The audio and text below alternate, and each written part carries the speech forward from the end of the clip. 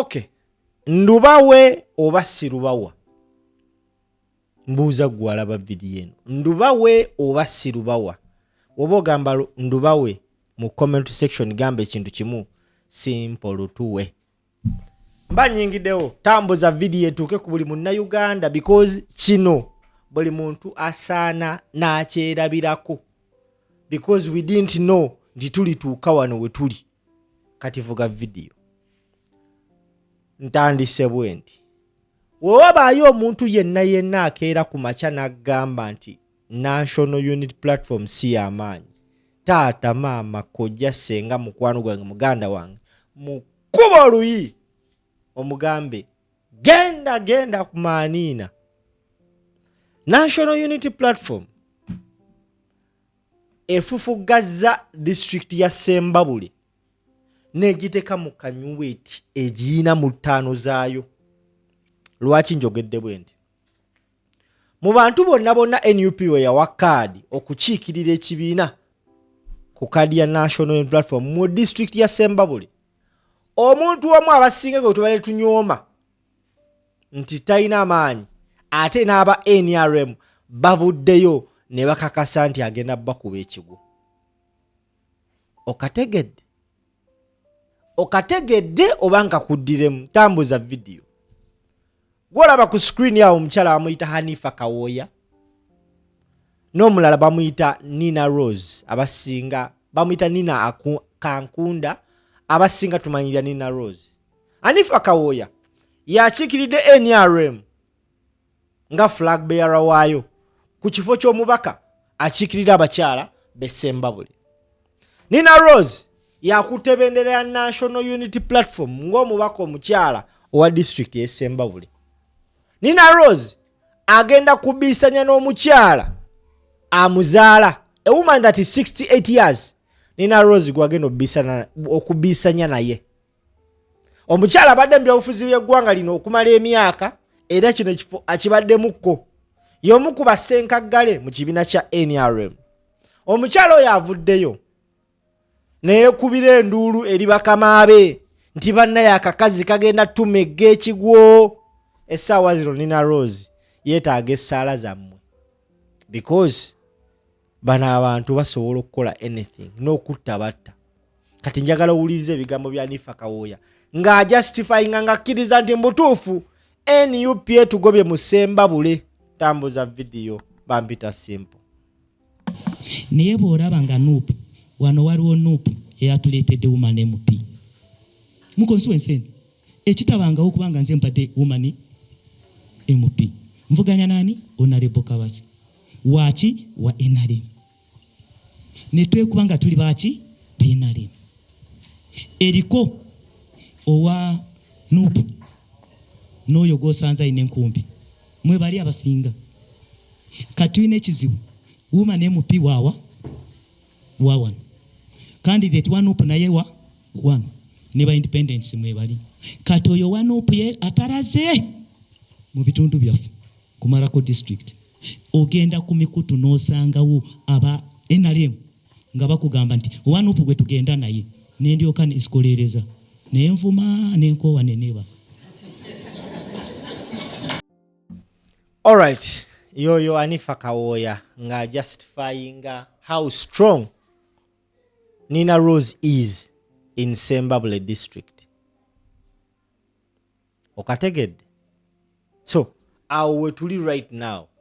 Eno NUP kyekibiina ekisobola okukwata omuntu gwe mutasuubira ne kimuwa kaadi.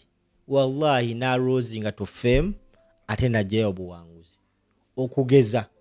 It was the National Unity Platform eyakwata kaadi n'egimma Kidandala Sulaimani n'egiwa Segidinya Muhammad najja na rising. Chanaku nyonti bambi yafa, may he so rest in peace. NUP, it was the National Unity Platform eyakwata Joel Senyonyi, who was considered a junior mu byobufuzi by'eggwanga Uganda. Nemuwa kadi n'agenda mu parliament, nemuwa n'ekifo kya lead of opposition. Nga wabaddeyo abasajja nga Muwanga Kivumbi, Bannambooze, Bassegona n'abalala bangi nnyo. and right now is ranked number 1 parliamentarian in Uganda. Njagala kulaga amaanyi ga NUP gwaginyooma. Abantu bo abategeera amaanyi gaayo batandise okwekubira enduulu. Otandise owulira abakazi abakulu abaludde ebyobufuzi by'eggwanga Uganda nti NUP etandise obbajja kagambye agenda ku mikutu nga n'aba NRM bagamba tugenda londa NUP Nina Rose. N'avuma mpaka waakuwa neyeebaka. Geego amaanyi National Unity Platform geeyina. So gwe wenna ali eyo alowooza nti bino byakusaaga, nkusaasidde. Nkoze eki? Era omu ku bakyala bemmanyi abataagala bintu byagezesa nga ye amanyi amaanyi ga NUP bamuyita Anita Among. Anita Among tayagala kugezesa. Yensonga lwaki yafuba nnyo okulaba nga buli muntu yenna gwe bamutaddeko nga wa NUP mu constituency mu Java Bukedya district ya Bukedya yafuba okulaba nga amulemesa obutabeera nominated because she knows how strong and powerful this party is.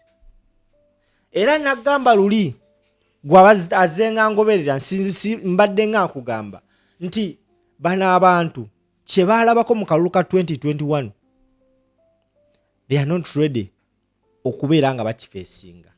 Ojja kumbuza kyali ki National Unity Platform nga yakamala ofuna people power nga yakamala ofuna ekibiina a political vehicle eya National Unity Platform egenda muka efuna ekibiina nga wabulayo emyezi mitono towards the elections.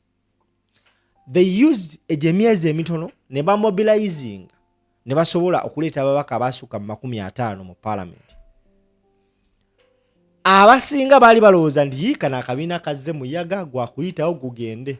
Bagenda omaliriza nga abasajja ab'amaanyi ebikonge eby'amaanyi n'abakazi ab'amaanyi mu NRM baba nokodde tebazze mu parliament okugeza minister Minister Kasolo teyadda. Bamulanga Kisempijja teyadda. Chiwanda teyadda. Kine kyemukono kyekyani bamuyitani ow'emukono oyo muteke mu comment section omutegedde ono owaseeta yani oyo Muyingo teyadda. It was because of the National Unity Platform. Kati wawulira omukyala nga Nifa Kawoya akaaba bambi tomunenya because ye kati abadde anyooma atandise otegeera amaanyi ga National Unity Platform ekulemberwa Robert Kyagulanyi Ssentamu Bobi Wine. Abaffe should ayise Nina Rose ayiseewo buyisi kuba kati bavuganya bagambye omukazi atalaze Ssembabule yonna kati bana abantu balina kye beerabira nti Nina Rose okujja kwe tayawukana nnyo na kujja kwe nga tayawukana nnyo na kukujja kwa Bobi Wine. Nina Rose agenza okujja okwesimbawo ng'abadde muyimbi ng'akuba obuvulu mu Ssembabule yonna abadde agitalaze agimanyi amanyi buli katundu. Era okuvayo okugamba nti ngenda kwesimbawo Ssembabule yali amanyi wagenda. Era omukazi ovayo n'akaaba nti bannaye omukazi atambudde buli wamu bambi tomunenya afunyeemu akatengo atandise okwepyerera. Eno gye bayita National Unity Platform. Tambuza video. Gitambuze. Kola ki? Vuga video.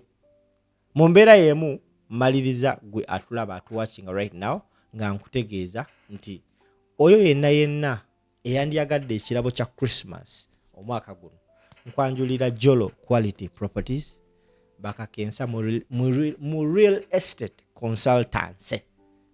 So oyagala poloti balina poloti kakadde kamu n'ekitundu kuba essimu eyo gy'olabawo wansi yogerako n'omukyalo oyo agenda ogikwata omugambe akalango nakalabye ku Empire oba ku Vast Range njagala poloti bakwata mu kibanja mpola ate poloti zaabwe ziri mu bitundu ebiri accessible amazzi amasomero enguudo buli kimu kiriya kukakadde kamu n'ekitundu n'ogenda waggulu ogenda kubanga wefunira ettaka lyo ng'ekirabo kya Christmas eno mu Jolo Quality Properties. Tambuza video.